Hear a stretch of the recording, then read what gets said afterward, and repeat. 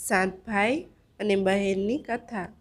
કહેવાય છે કે ઘણા સમય પહેલાં એક પર્વતના પાદરમાં એક નાના ગામમાં સાત ભાઈઓ અને એક બહેન રહેતા હતા.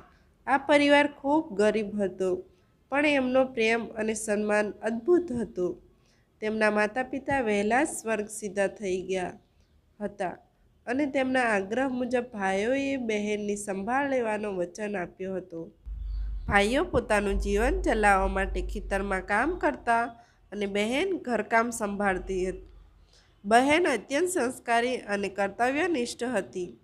એક દિવસ ગામમાં ભૂખમરો આવી ગયો અને ભાઈઓને પોતાનું ખેતરમાંથી પૂરતું અનાજ ન મળ્યું.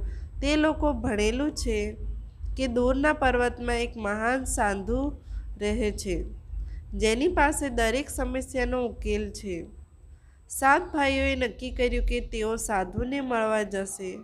બહેનને ઘર પર છોડી તેઓ પર્વત તરફ નીકળી પડ્યા. તે દિવસે સૂર્ય ઉગ્યો પણ ભાઈઓ પરત ન આવ્યા. દિવસો પસાર થયા, મહિનો વીતી ગયા, પણ ભાઈઓનો પતો ન લાગ્યો.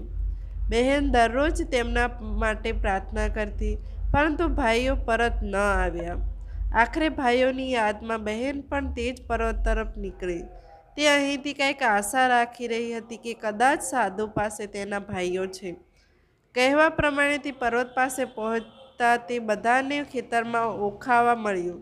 સાધુએ બધી વાત જાણીને ભાઈઓને જીવત કૂતરામાં ફેરવી દીધા હતા, કારણ કે તેમણે એક મહાન પાપ કર્યું હતું. આ વાત સાંભળી બહેનના મનમાં ઘણું દુઃખ થયું, પરંતુ તેણે સાત સંત માટે પ્રાર્થના કરી અને સાધુઓ દયાળુ બનીને ભાઈઓને ફરીથી માનવ રૂપમાં ફેરવી દીધા. આ રીતે સાત ભાઈઓ અને તેમની બહેન ફરીથી મળે છે. અને આ વાર્તા આપણને શીખવે છે કે ભક્તિ, સત્ય અને ધીરજથી વિપત્તિઓ પર વિજય મેળવી શકાય છે.